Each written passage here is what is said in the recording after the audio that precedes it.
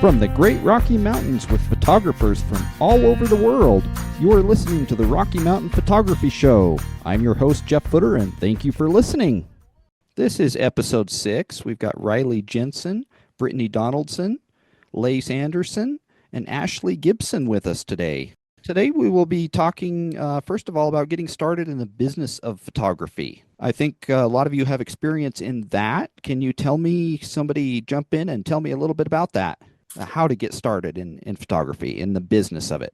I first decided that I wanted to do some prints of my own photos a few years ago, during COVID, actually, when I had ample time to plan out my shop and everything.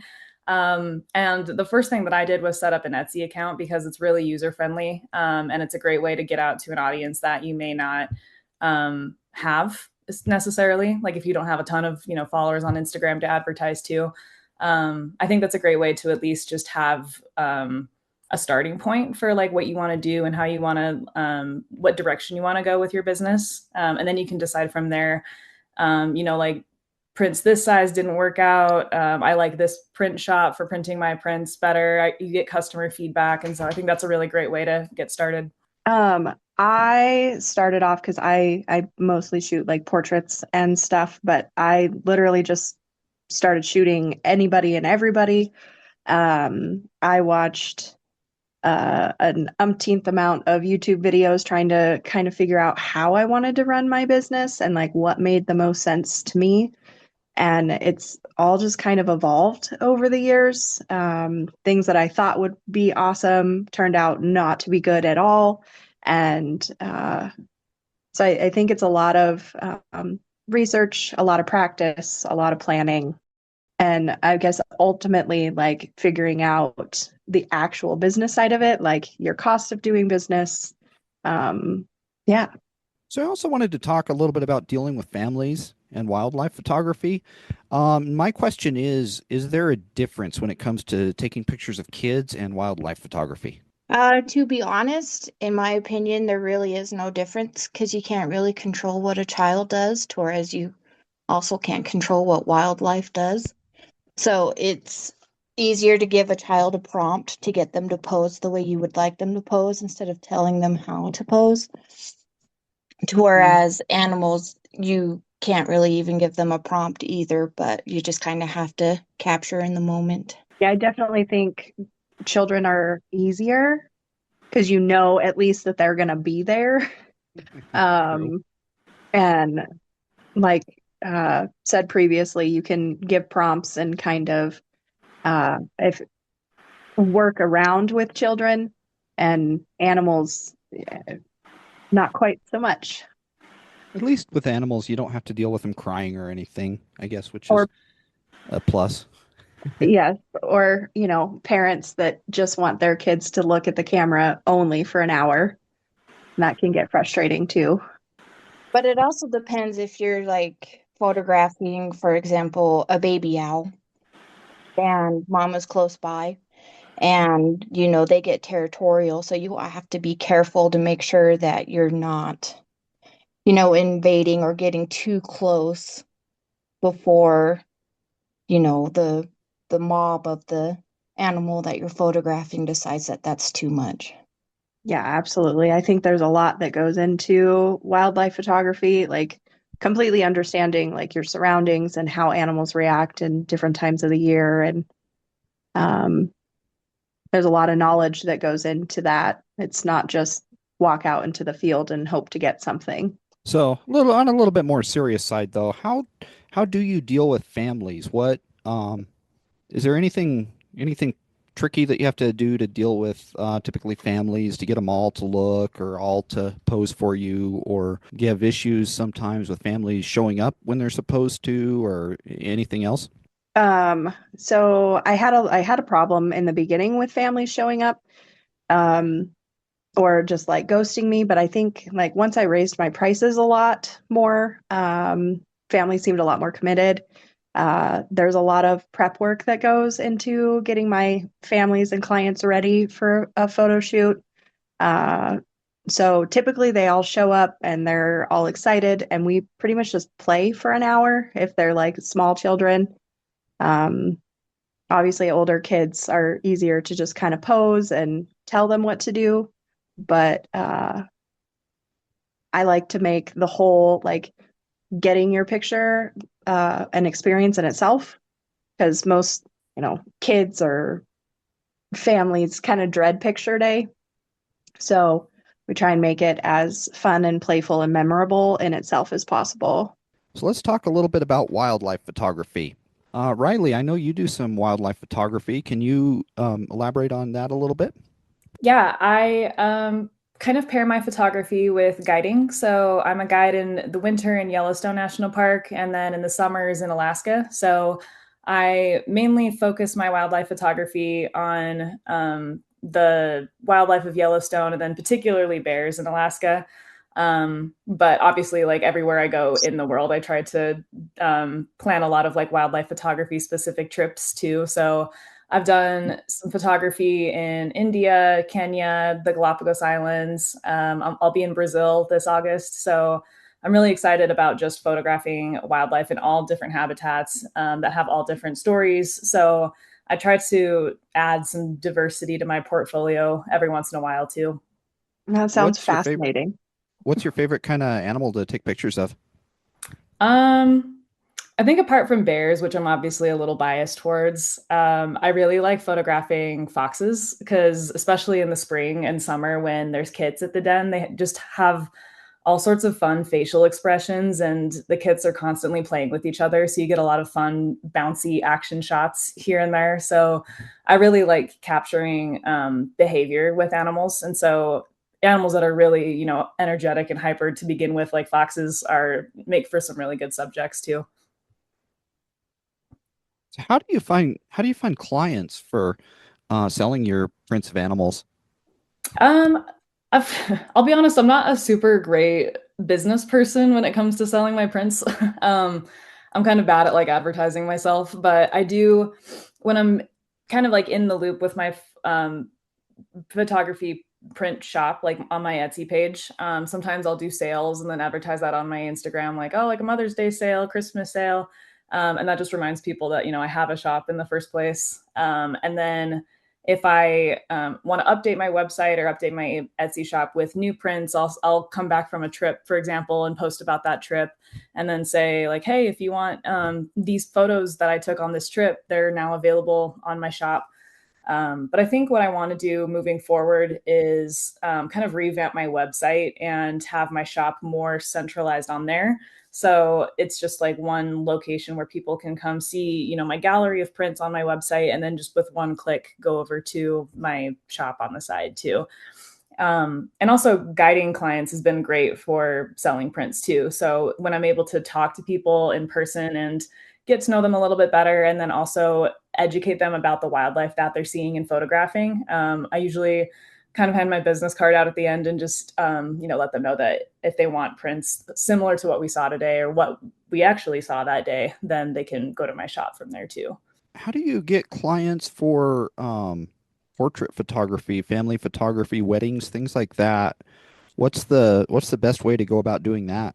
I don't do a ton of portrait photography, so maybe somebody else here can speak to that a little better. Honestly, the biggest thing for me has been like word of mouth.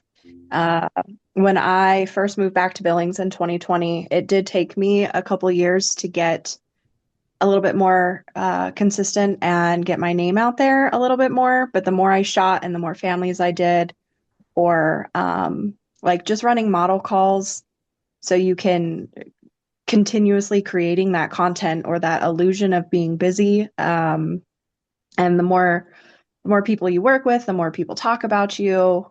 Uh, and that's probably been my number one. I do have like a Facebook page and a website. And just recently, in the last, I want to say year and a half, my website's ranked a lot higher on Google because I really focus on like my SEO. And so I've gotten a lot of clients recently from that. Um, I don't really shoot weddings. Uh, I think they're super, super stressful and they pretty much take up all of your time during the summer. And I'd rather spend time with my family. So, but uh, families, portraits, I do a lot of boudoir. So that's all kind of the same thing on how I market it and get my clients. Lace, how do you usually go about getting photography clients? I work in a completely different genre. I'm a commercial advertising photographer and a licensed drone pilot. Um, I primarily work with large brands. So we're talking like Apple, Hawaii Tourism, Hawaiian Airlines, things like that. Um, Getting those kind of clients is basically a lot of networking, a lot of sending emails, a lot of persistence. Most of it is building relationships with people and with brands and building those over years until you get a connection and then there's finally work available for you at that time. So it's a lot of persistence and hard work. So I looked through some of your work, and you do a lot of landscape photography, right? I haven't done landscape photography in a long time. I do it every once in a while, but I've pretty much transitioned fully into commercial work and large productions. So, Gotcha. And Ashley, what about you? How do you go about getting clients? Honestly, it's people that I work with and their families because I consider myself an amateur, so I'm not, very skilled when it comes to photographing people like I am when I do like my scenic photography and stuff like that. Or I will advertise on Facebook and people will, like it was mentioned before, word of mouth and stuff like that. And they'll contact me and we'll set up a date and whatever works for them. How long have you all been running your businesses? I'm going on 7 years for mine. I'm close to 15, but I've been completely freelance without any part-time side jobs for about 8 years. Nice. I've only been venturing out into the business side of it for about 2.5 years. And I'm pretty similar, like 3 years. And like there's some years that you can do really, really well and think that everything is going great. And then like other years, all of a sudden it's crickets. Like it's a big jump and it can be super scary, but it can also be extremely rewarding. Yeah, I'm 90% on my computer, maybe 10% out taking photos at this point. So you're running a business now. You're not just doing it for fun anymore. Yeah, I had to put a pause on mine because I just recently had a baby, so Congratulations. Oh, congratulations. thank you. So where's everybody's favorite place to go and take pictures, whether it's for portraits, wildlife, or landscapes, or anything else? I think I'm pretty lucky to live where I do. There's a lot of, really charismatic megafauna within, a couple hours drive of me. And currently right now I'm based in northern Utah, so I have a lot of access to incredible landscapes, a lot of great backyard wildlife. So there's, moose and beavers and mountain goats and songbirds and waterfowl, all sorts of animals. Just, I could just go out and do a day drive and get some really unique shots. And so, yeah, I like photographing my home state in different ways. And so kind of showing aspects of Utah that I really like. And then, of course, on my guided trips, I really love going up to Yellowstone and the Grand Tetons specifically, just because it's like wildlife heaven there. Yeah, I only live about 4 hours from Yellowstone and the Tetons, which is really nice to be able to zip up there. Mm-hmm. So like I stated earlier, I do also like a lot of boudoir. So most of my shoots are in my studio. But we love to venture out the whole, like all over Billings and Montana. And then in northern Idaho, at Sandpoint, Idaho, is probably one of my favorite places to take pictures. It's just absolutely gorgeous. And there's lakes and rivers everywhere and mountains. And so when I get the chance to get up that direction, it's probably one of my favorites.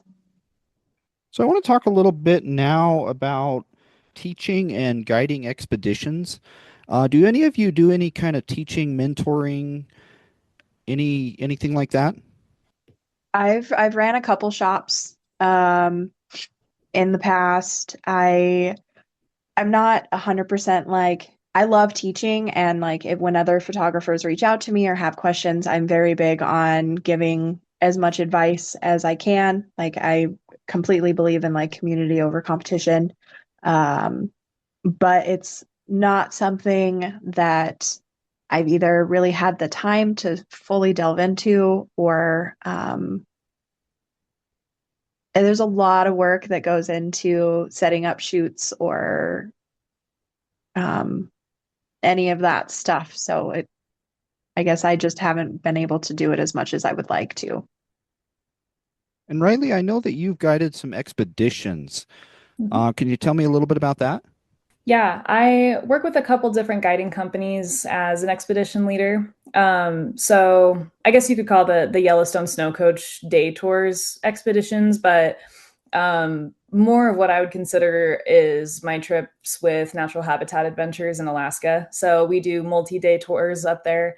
Um, One of our most adventurous itineraries is the Grizzly ship. Last summer, I had a wonderful opportunity to train up there for 4 weeks. So basically, guests fly out to this ship that we have docked on the Katmai coast, and it can only hold a max of like 8 people. And we take these clients out on a skiff from the ship out to shore, and we find brown bears, and then we just kind of sit and wait for them to come to us and just kind of maneuver around us while they just go about their daily activities of fishing or napping or leading their cubs somewhere. So that really feels like you're immersed in the wild to the full extent. And you really get to travel around to, different bays or on the Katmai coast. And you're seeing a part of the park that I think, 1% of people who visit Katmai actually get to see, because most people go to Brooks Camp to see bears, which is, again, an incredible spot. It's the park itself is still pretty hard to access, but getting to the coast is a completely different experience from being in Brooks Camp or really any other national park. It just feels completely wild. Did anybody have any tips or anything like that that they wanted to give before we finish up? Don't stop. There's been so many times I've just wanted to throw in the towel, and I'm so glad I didn't.